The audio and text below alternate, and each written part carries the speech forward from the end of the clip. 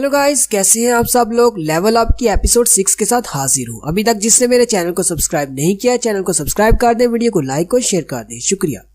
जिनवू 3 राइकन wolves को मारने के बाद लेवल 2 पर पहुंच जाता है, लेकिन उसी वक्त वहाँ पर बहुत सारे और वुल्फ्स निकल आते हैं। जिनवू उनको देखकर उठकर खड़ा हो जाता है और कहता है, अब मुझे इनसे डरने की जरूरत नहीं, मैं पहले ही एक बार मर चुका हूँ। और अपनी तलवार पकड़ते हुए भागता हुआ उन वुल्फ्स की तरफ चला जाता है और उन वुल्फ्स को काटना शुरू कर देता है, जबकि वो वुल्फ्स भी आगे बढ़कर उस पर अटैक कर रही होती है। जिनवू अपनी तलवार को घुमाई जाता है और बहुत सारे वुल्फ्स को मार देता है। जैसे ही वो एक वुल्फ को मारता है, उसका लेवल अप हो जाता है। वुल्फ्स को मारने के साथ साथ उसका लेवल अप होता जा रहा होता है। जिनवू कहता है, अगर मैं यहीं पर रुक जाता हूँ तो मैं इनके हाथों मारा जाऊंगा, इसलिए मुझे इनको मारना होगा। मैं एक हंटर हूँ, मैं यहाँ पर नहीं मर सकता। अगर मैं यहाँ पर मर गया तो मेरी माँ और मेरी बहन का ख्याल कौन रखेगा। मुझे हमेशा एक कमजोर ई रैंक का हंटर नहीं बनकर रहना। अगर मैं स्ट्रॉन्ग बन सकता हूँ तो मैं हर चांस लूंगा और अपने आप को स्ट्रॉन्ग बनाऊंगा। अगर ये गेम के रूल्स मुझे स्ट्रॉन्ग बना रहे हैं तो मैं इस गेम के हर रूल को फॉलो करूंगा। जिनवू उन सारे वुल्फ्स को मारने के बाद बहुत ज्यादा थक जाता है और चलता हुआ जैसे ही सामने वाले कमरे में जाता है, वहाँ पर वो साइड पर देखता है तो और भी बहुत सारे वुल्फ्स होते हैं। पहले वाले वुल्फ्स को मारने की वजह से जिनवू को एक नया टाइटल मिलता है जो कि वुल्फ स्लेयर होता है। जिनवू अपनी तलवार की तरफ देखता है तो उस पर बहुत सारे क्रैक पड़ जाते हैं। जिनवू कहता है, चाहे मैं कितना भी अच्छा वेपन क्यों खरीद लूं, बार बार डंजन्स के अंदर आकर इन मॉन्स्टर्स को मारने पर मेरा वेपन टूट ही जाएगा। साथ ही जिनवू कहता है, मैंने जब अपना पहला वेपन खरीदा था वो मैंने 50,000 वॉन का खरीदा था। उस चाकू की मदद से मैंने बहुत सारे छोटे मॉन्स्टर्स को तो मार दिया, लेकिन बॉस के सामने मेरा वेपन बिल्कुल भी नहीं टिक पाया और सिर्फ एक ही स्ट्रोक में वो टूट गया। उस दिन मुझे 3 मैजिकल क्रिस्टल मिले थे, लेकिन उन्हें बेचकर मेरे उस चाकू की कीमत भी पूरी नहीं हुई, इसलिए मैंने दोबारा कभी वेपन नहीं खरीदा। और साथ ही दिखाते हैं जिनवू उन सारे के सारे वुल्फ्स को मार देता है जो कि बाद में आए थे। फिर जिनवू अपनी इन्वेंटरी को ओपन करता है तो उसमें 34 वुल्फ फैंग्स होते हैं, जबकि 2 ट्रैवलर्स क्लॉथ होते हैं और उसे एक हार्ट स्टोन भी मिलता है जिसकी मदद से वो वापस जा सकता है डंजन से बाहर। जिनवू उस हार्ट स्टोन को अपने हाथ में पकड़ लेता है और कहता है, क्या मुझे वापस लौट जाना चाहिए। लेकिन साथ ही वो कहता है, नहीं, मुझे वापस नहीं जाना। क्या पता दोबारा मुझे इस तरह की डंजन कभी ना मिले और मैं अपने आप को स्ट्रॉन्ग ना बना सकूं। आज मेरे पास मौका है, मैं अपने आप को स्ट्रॉन्ग बना सकता हूँ। अगर मैं इस डंजन से बाहर चला जाता हूँ तो क्या होगा अगर ये डंजन गायब हो गई। इसका मतलब मैं दोबारा इसमें नहीं आ पाऊंगा। तो मुझे क्या करना चाहिए, मुझे आगे बढ़कर बॉस से फाइट करनी चाहिए या फिर अभी वापस चले जाना चाहिए। यही सारी बातें करते हुए जिनवू आगे की तरफ बढ़ता जाता है और रास्ते में जितने भी वुल्फ्स आते हैं उन सबको मारता जाता है। जैसे ही वो उनको मारता है उसका लेवल अप होता जाता है। जिनवू कहता है, जितनी बार मेरा लेवल अप होता है इन मॉन्स्टर्स को मारना मेरे लिए और भी ज्यादा आसान हो जाता है। जैसे जैसे वो डंजन में अंदर की तरफ जाता है, वहाँ पर मंकी मॉन्स्टर्स और बहुत सारे रेजन मॉन्स्टर भी आ जाते हैं जो एक साथ उस पर अटैक करते हैं। जिनवू कहता है, ये डंजन तो एक गेम की तरह डिजाइन की गई है। सारे मॉन्स्टर्स एक ही पैटर्न के साथ अटैक करते हैं। वुल्फ्स नीचे से आते हैं, मंकी ऊपर से आते हैं, जबकि रेजन्स पीछे की तरफ से अटैक करते हैं। उसी वक्त एक मंकी ऊपर से जंप करता है।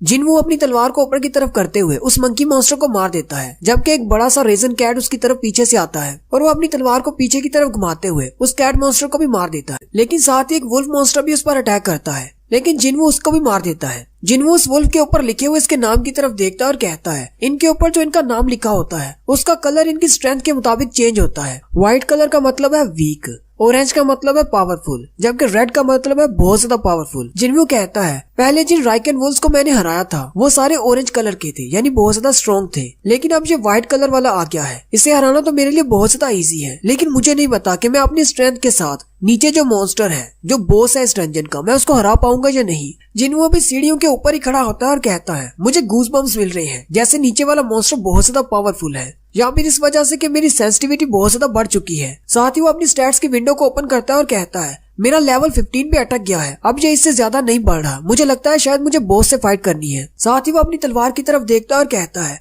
मेरी तलवार भी ज्यादा देर नहीं टिकेगी अगर मैं इसी तरह छोटे मॉन्स्टर से फाइट करता रहा। फिर वो सीढ़ियां उतरते हुए नीचे की तरफ चलना शुरू करता है जहाँ पर बॉस है। जिनवू जैसे ही सीढ़ियां उतरकर नीचे जाता है तो वहाँ पर पानी होता है और उस पानी में एक बड़ा सा मॉन्स्टर होता है, एक स्नेक टाइप मॉन्स्टर। वो पानी में बड़ी ही तेजी के साथ आगे की तरफ बढ़ता है और जिनवू पर अटैक करता है। जिनवू अपनी तलवार को सामने करते हुए उसे ब्लॉक करता है, लेकिन उस बॉस मॉन्स्टर की अटैक की वजह से वो पीछे दीवार के साथ जाकर गिरता है और जैसे ही वो अपनी तलवार की तरफ देखता है तो उसकी तलवार टूट चुकी होती है। जिनवू कहता है, मुझे तो लगा था कि लेवल अप होने की वजह से मैं काफी ज्यादा स्ट्रॉन्ग हो चुका हूँ। उसी वक्त सामने उस बॉस मॉन्स्टर को दिखाते हैं जो कि एक स्नेक मॉन्स्टर है जिसका नाम ब्लू पॉइजन रासा का है। जिनवू उसके नाम की तरफ देखता है और कहता है, इसका नाम अभी भी ऑरेंज है, यानी कि ये इतना ज्यादा पावरफुल नहीं है। जिनवू उस बड़े से सांप के स्केल्स को देखता है और कहता है, इसकी बॉडी बहुत ज्यादा हार्ड है, मेरी तलवार इसकी बॉडी को पियर्स नहीं कर पाएगी और ना ही मेरे पंचेस इस पर काम करेंगे। बॉस आगे बढ़ता है और उस पर अटैक करता है। जिनवू डॉज करते हुए उसकी बॉडी पर अपनी तलवार से अटैक करता है और कहता है मुझे बहुत ज्यादा पावर के साथ इस पर अटैक करना होगा ताकि मैं इसकी बॉडी के अंदर अपनी तलवार को धंसा सकूं। लेकिन उस सांप की बॉडी पर इसका कुछ भी असर नहीं होता।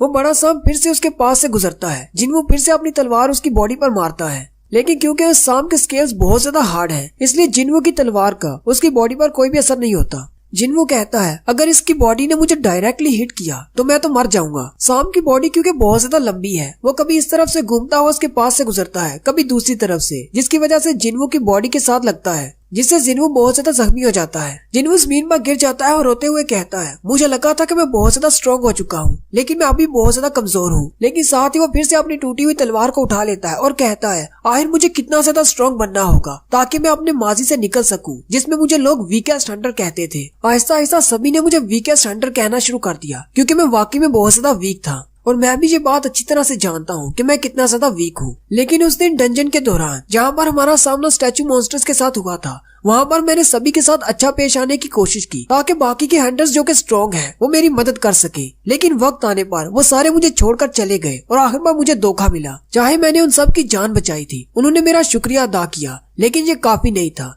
जब उनके सामने उनसे भी ज्यादा ताकतवर मॉन्स्टर्स निकल आए तो वो लोग मुझे धोखा देकर वहाँ से भाग गए और आखिर बार सबसे स्ट्रॉन्ग की ही जीत होती है और कमजोर पीछे रह जाते हैं। इसलिए मुझे कमजोर बने नहीं रहना, मुझे स्ट्रॉन्ग बनना है। मैं इस डंजन में स्ट्रॉन्ग बनने के लिए आया था। साथ ही जिनवू बार बार उस बड़े सांप पर अटैक किए जा रहा होता है और कहता है ये बॉस उन स्टैचू मॉन्स्टर के सामने कुछ भी नहीं। वहाँ पर मुझे जितना ज्यादा डर था यहाँ पर नहीं है। वो अपनी टूटी हुई तलवार से बार बार उसके स्केल्स पर अटैक करता है, लेकिन जब उसकी तलवार के अटैक्स बेफायदा हो जाते हैं, वो स्नेक मॉन्स्टर की गर्दन के साथ लटक जाता है और कहता है मैंने अपने सारे स्टैट पॉइंट्स को अपनी स्ट्रेंथ में ऐड कर लिया है, मेरे पास फिजिकल स्ट्रेंथ है। साथ ही वो उसकी बॉडी को अपने हाथों की मदद से पिचकाना शुरू कर देता है और अपनी फुल पावर को इस्तेमाल करते हुए अपने दोनों हाथों को उसकी गर्दन में गड़ा देता है और उस सांप के मोटे स्केल्स भी उसको नहीं बचा पाते। वो उसके स्केल्स को इतना ज्यादा पिचका देता है कि वो बड़ा स्नेक खुद ही मर जाता है। नेक्स्ट सीन हॉस्पिटल का होता है। डॉक्टर रिसेप्शन वाली नर्स से पूछता है जिनवू अभी तक वापस नहीं आया। नर्स उसे कहती है हाँ अभी तक नहीं आया। डॉक्टर उसे कहती है लेकिन वो सुबह के टाइम गया था और इस वक्त शाम हो चुकी है, वो अभी तक वापस क्यों नहीं आया। नर्स डॉक्टर से कहती है लेकिन वो तो ठीक हो चुका है,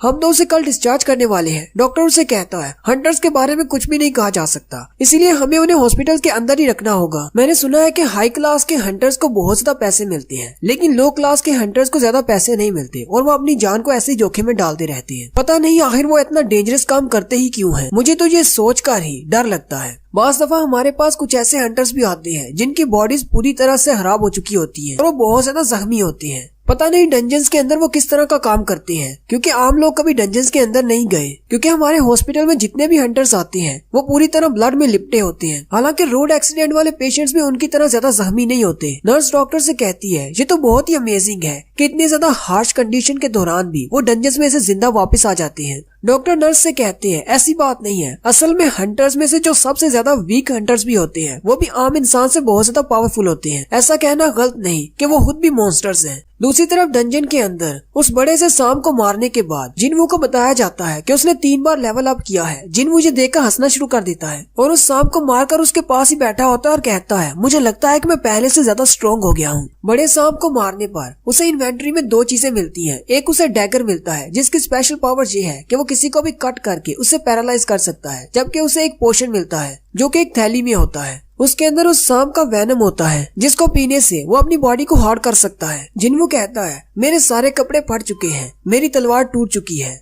मेरी पूरी बॉडी जख्मों से कवर है, लेकिन मुझे एक नया डैगर मिल गया है जो कि मिस्टर किम की उस तलवार से ज्यादा बेहतर है। एक ऐसा डैगर जो कि हड्डी से नहीं बना बल्कि दांत से बना है, वो भी एक सांप के, और इसके अटैक स्टैट्स तो बहुत ही अच्छे हैं। मैं इससे किसी को भी पैरालाइज कर सकता हूँ या फिर ब्लीड इफेक्ट दे सकता हूँ। फिर वो अपनी उस थैली की तरफ देखता है और कहता है पता नहीं इसका क्या इस्तेमाल है, लेकिन मैं इसे अपनी इन्वेंट्री में स्टोर कर लेता हूँ, कभी इसका इस्तेमाल कर लूंगा। साथ ही उसके पास एक और विंडो ओपन होती है जिसमें बताया जाता है कि तुमने डंजन के बॉस को हरा दिया है, इसलिए ये सारी डंजन खत्म होने वाली है, सब कुछ नॉर्मल हो जाएगा। और वो सब कुछ वहाँ से पिक्सेलेट होकर गायब हो जाता है और जिनवू हैपजंग स्टेशन पर ही खड़ा होता है। जिनवू जैसे सीढ़ियां चढ़कर बाहर निकलता है कहता है पता नहीं टाइम क्या हो गया होगा। उसी वक्त बाहर बारिश भी हो रही होती है। सामने से एक सोल्जर आता है और जिनवू से कहता है तुम कौन हो और यहाँ पर कैसे आए, क्या तुमने न्यूज के बारे में नहीं सुना। जिनवू उसकी तरफ देखता और कहता है ये तो एक सोल्जर है। वो उससे पूछता है क्या हुआ यहाँ पर। सोल्जर उसे कहता है क्या तुमने नहीं सुना, लेकिन साथ ही वो जिनवू के हाथ में टूटी हुई तलवार देखता है। वो जिनवू से कहता है क्या तुम एक हंटर हो। जिनवू से कहता है हाँ मैं एक हंटर हूँ। सोल्जर उसे कहता है, सर हंटर प्लीज इस तरफ आइए। बाकी के सारे हंटर्स मॉन्स्टर के साथ इस तरफ फाइट कर रहे हैं। वहीं पर सड़क के इर्द गिर्द बहुत सारे मॉन्स्टर्स मरे पड़े होते हैं। जिनवू कहता है, मुझे लगता है शायद किसी गेट में से मॉन्स्टर निकले होंगे। सोल्जर जिनवू से कहता है, छोटे मॉन्स्टर्स को तो मार दिया गया है, लेकिन उनका बॉस मॉन्स्टर जो कि डंजन का बॉस था वो अभी भी बाहर है और कुछ हंटर्स उसे फाइट कर रहे हैं। जिनवू उस तरफ देखता है और कहता है, मेरी सेंसिबिलिटी बहुत ज्यादा बढ़ गई है। मुझे महसूस हो रहा है ये इस डंजन का बॉस है और वो बहुत ज्यादा पावरफुल है। एक बड़ा सा स्टोन मॉन्स्टर जो कि डंजन का बॉस है वो बाहर होता है और उससे बहुत सारे हंटर्स लड़ रहे होते हैं, जबकि नॉर्मल इंसान भी खड़े वहाँ पर देख रहे होते हैं। सोल्जर्स उससे कह रहे होते हैं, पीछे रहिए, फोटोज लेने की जरूरत नहीं, यहाँ पर बहुत ज्यादा खतरा है। वो सारे लोग जो बातें कर रहे होते हैं, आखिर इन हंटर्स को कितना टाइम लगेगा इस मॉन्स्टर को मारने में, ये कर क्या रहे हैं, इस मॉन्स्टर को अभी तक मारा क्यों नहीं। वहीं पर एक हाई रैंक का हंटर होता है जिसका नाम टैंक होता है। दूसरा हंटर हीलर से कहता है, हीलर जल्दी से यहाँ पर आओ और टैंक को हील करो। हीलर उसे कहता है, हम लोग अपनी पूरी कोशिश कर रहे हैं, तुम लोग क्या कर रहे हो, जल्दी से इसे खत्म क्यों नहीं कर रहे। दूसरे हंटर्स उसे कहते हैं, हमारे पास ज्यादा मैजिशियंस नहीं है, हम इसको ज्यादा देर तक नहीं रोक पाएंगे।